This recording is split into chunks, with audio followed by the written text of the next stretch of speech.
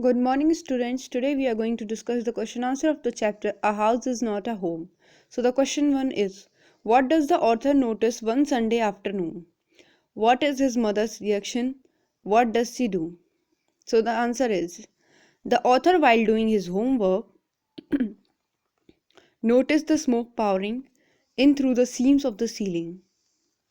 पहले तो क्वेश्चन ये बोल रहा है कि एक संडे आफ्टरनून ऑथर ने क्या नोटिस किया था और उसकी मॉम का क्या रिएक्शन था उसके बाद, और उन्होंने क्या किया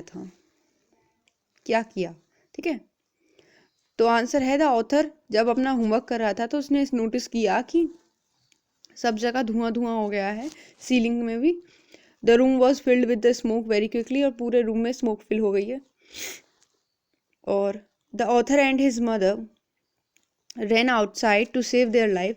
फिर वो लोग बाहर, रिएक्शन क्या था, मतलब रिएक्शन में फिर वो लोग बाहर भागे अपनी लाइफ बचाने के लिए। His mother ran out of the house with a small metal box full of important documents. She became so crazy that she rushed back to the house just after dropping the box. कि वो इतनी crazy हो गई थी कि box को drop करने के बाद वो दोबारा घर पे भागी कुछ और सामान लेने के लिए, ठीक है। तो ये उन्होंने किया रिएक्शन, वो भागे घर से। और उसने क्या नोटिस किया? स्मोक नोटिस किया। Clear. Question 2, What does he break down? Why does he break down in tears after the fire? उसको आंसू क्यों आ गए जब वो अपने घर को चलता हुआ देख रहा था, मतलब फायर वाले इंसिडेंट के बाद। The author was completely burned down. The author's house was completely burned down.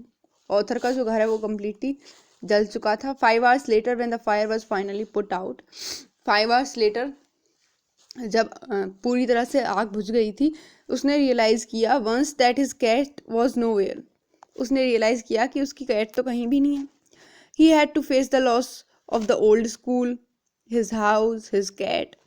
In such a state he cried and broke down in tears. और इस स्टेट में कोई भी होगा वो एक साथ सब चीज़ों को, उसको एक साथ याद आ गई सब चीज़ें, और वो एक साथ रोने लग गया। ठीक है भाई। पहले तो उसके स्कूल में एनवायरनमेंट अच्छा नहीं था। आप इन तीनों चीज़ों को एलोबरेट कर सकते हैं। स्कूल वाले पॉइंट को कि इसके स्कूल में एनवायरनमेंट अच्छा नहीं था, उसके न्यू फ्रेंड्स नहीं थे, he was trying hard to be friend with someone else, ठीक है। उसके बाद में हाउस में ये हुआ था जी, हाउस में उसके आग लगी, इंपॉर्टेंट चीज़ें सारी जल गई। And yes, definitely there is a economic loss also.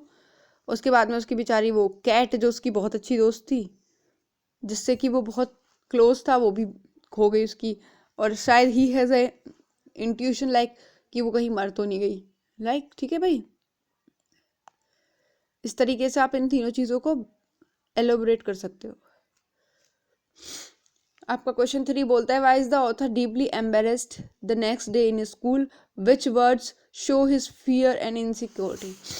मतलब बहुत बुरी तरीके से एम्बेरेस था वो अगले दिन जब वो स्कूल में गया, और कौन से वो वर्ड्स हैं जो उसका डर और उसकी इनसिक्योरिटी दिखाते हैं। एम्बेरेस मतलब किसी चीज़ के लिए गिल्ट फील करना। Answer is the author was full of remorse as he was left with nothing. पूरा बहुत ज़्यादा दुखी था वो, क्योंकि उसके पास कुछ नहीं बचा था। He didn't have proper dress, study material, ना तो उसके पास प्रॉपर ड्रेस थी ना स्टडी मटेरियल था। ही हैड नो बैकपैक, ना तो उसके पास कोई बैकपैक मतलब बैग था ही जिसमें उसने अपना सब कुछ सामान रख रखा था। He had the feeling of insecurity, insecurity की फीलिंग थी। और इस तरीके से all things appeared strange to him, सब चीज़ों से अजीब लग रही थी। There was he was shocked deeply and seemed frustrated. वो बहुत डीप शॉक से निकला, मतलब उसे लगा है, अभी झटका लगा है और बहुत ज़्यादा फ्रस्ट्रेटेड है वो। The words uttered by him, उसके और उसने जो वर्ड्स बोले हैं उनसे भी पता चलता है कि उसने कहा, I was destined to be an outcast. मतलब आउटकास्ट किसी सोसाइटी से निकाला हुआ बंदा। डेस्टाइन्ड मेरी किस्मत ही ऐसी है कि मैं इसी तरीके के लिए बना हूँ कि मैं सबसे एकदम आउटकास्ट की तरह पड़ा रहा हूँ कहीं, मतलब सोसाइटी से अलग। Although he want to be in the league, but जो सर्कमस्टांसेस उसके साथ हो रहे थे those were not good.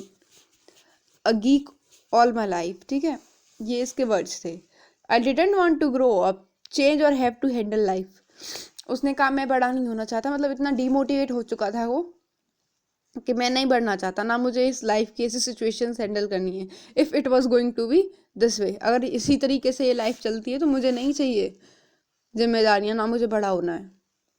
I just wanted to curl up and die. और देखो इतना वो फ्रस्ट्रेटेड था कि he just wanted to die at last, वो मरना चाहता था। इस स्टेज पे उसकी फ्रस्ट्रेशन आ चुकी थी। Reveal his fear and insecurity, और ये सब क्या रिवील करता है, उसकी इनसिक्योरिटी और fear. Question 4.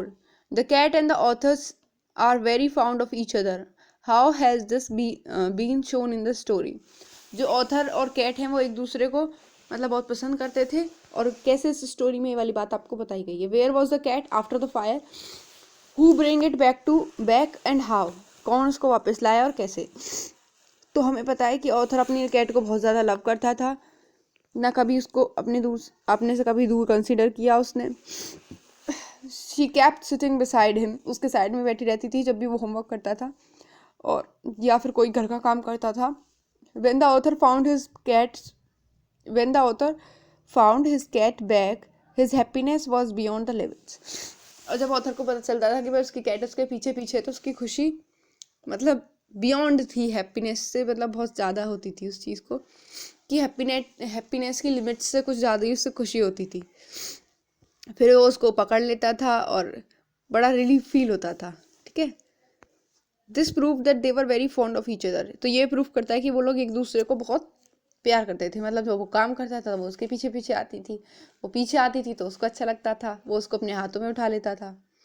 The cat ran mile away when the house was on the fire. और जो कैट है वो बहुत दूर भाग गई। हाउ हैज दिस, हाँ इसमें एक क्वेश्चन है अगला कि where was the cat after the fire. तो कैट कहाँ गई थी भाई, वो बहुत दूर तक भाग गई थी जब फायर ने कैच कर लिया था। और एक स्ट्रेंजर लेडी उसको घर में लाई थी, क्योंकि lady bought it back as, क्योंकि उसके उस पर फ़ोन नंबर लिखा हुआ था on the collar of the cat. ठीक है, जो हम अपने पेट्स को पहना देते हैं। Question number 5. What actions of the schoolmate change the author's understanding of life and people and comfort him emotionally? वो कौन से एक्शंस थे स्कूलमेट्स के उसके, जिसने ऑथर को मतलब जिस तरीके से वो लाइफ को समझता था उसकी थिंकिंग को बदला, और उन्होंने किस तरीके से उसको इमोशनली सपोर्ट किया, इमोशनल सपोर्ट दिया था ना उसके फ्रेंड्स ने। How does his loneliness vanish, और उसकी लोनलीनेस कैसे गायब हुई। How does he start to participating in life, और कैसे उसको और चीज़ों में रुचि आने लगी। His schoolmates bought up school supplies, notebooks, all kind of different clothes for the author in order to help him. जो स्कूलमेट्स थे उन्होंने क्या क्या लेके आए बेटा वो उसके लिए, स्कूल के जितने भी काम चीज़ें होती जैसे नोटबुक्स, क्लोथ्स, मतलब उस और स्कूल की जितनी भी चीज़ें थी इम्पोर्टेंट वगैरह सभी चीज़ उसको लेके आए in order to help him, उसको हेल्प करने के लिए। It was a matter of surprise and too difficult to believe for him. उसके लिए एकदम सरप्राइज था और उसको विश्वास भी नहीं हो रहा था इन सब पे। ही गॉट इमोशनल सेटिस्फैक्शन, और उसे इस तरीके से इमोशनली उसको सेटिस्फाइड हो गया वो उस तरीके से। People who had never spoken, जो पीपल उससे कभी नहीं बोले थे, उन्होंने अपने आप को उससे इंट्रोड्यूस किया one by one. All things seemed new and created his interest in life. सब कुछ नया नया लग रहा था, उसका लाइफ में इंटरेस्ट दोबारा से उत्पन्न हो गया। ठीक है, क्रिएट हो गया। Now he had all the things whatever he use to have. अब उसके पास सब चीज़ें हैं जो उसके पास पहले होती थी। He started enjoying his life as usual, और उसने अपनी लाइफ को दोबारा से एंजॉय करना शुरू कर दिया as usual. Now 6th question, what is the meaning of my cat. What is the meaning of, एक लाइन क्वेट की है उसका देखते हैं। My cat was back and so was I. The author, जैसे कि मेरी कैट मेरे पीछे थी और ऐसे ही मैं उसके पीछे। सो वॉज आई, ऐसे ही मैं। ठीक है। Had the author gone anywhere, क्या ऑथर कहीं गया था। Why does he say that he is also back, उसने क्यों कहा कि वो भी उसके पीछे था। The answer is here author wants two point out that life without affection is useless. मतलब बिना केयर, बिना एक दूसरे के लगाव के किसी से तो होना चाहिए ना लाइफ में। वो लाइफ उसके बिना, प्यार के बिना यूजलेस है। हमें इमोशनल सपोर्ट भी साइड बाय साइड चाहिए होता है लाइफ में। He was depressed after a great loss in all fields. Her field में उसको एक बहुत बड़ा लॉस था, मतलब स्कूल में, घर में, इकोनॉमी में, everything was seriously just, it was like one of the biggest casualty. His old school teacher always in his mind. उसके दिमाग में बस ओल्ड स्कूल और टीचर्स ही चलते थे। The fire had reduced his house to ashes, और fire ने उसके हाउस को क्या कर दिया था, बिल्कुल राख कर दिया। His cat was also not with him. उसकी कैट भी उसके साथ नहीं थी। In such a circumstance, he considered himself dead.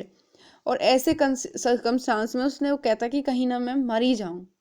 मतलब एक तरीके से एक जिंदगी थोड़ी ना थी, एक अच्छी जिंदगी थोड़ी ना चल रही थी। His life was almost dead. और उसका लाइफ में कोई इंटरेस्ट नहीं रहा था। तो in the end, as the condition took the turn, he felt relieved. और जिस तरीके से एंड में उसकी कंडीशन चेंज होती है, उसको थोड़ा रिलीफ फील हुआ। Now he had all the things with him. अब उसके पास सारी चीज़ें हैं। The author had not gone anywhere. Author कहीं नहीं गया। It was his state of mind. बस वो उसके स्टेट ऑफ माइंड था। He recovered from the gloomy state. और वो ग्लूमी स्टेट से बस रिकवर हुआ है और अपनी लाइफ उसने दोबारा एंजॉय करनी शुरू कर दी जब उसको उसकी कैट बैक मिल गई, मतलब बाद में दोबारा मिल गई। क्लियर? अब इसका PDF मिल जाएगा, इन सबको कर लेना। और एज एक्सप्लेन तो कर ही दिया, आप इनको बढ़ा भी सकते हो, अपनी लैंग्वेज में मॉडिफाई करके लिख सकते हो, थोड़ा बड़ा लिखना चाहो तो। क्लियर?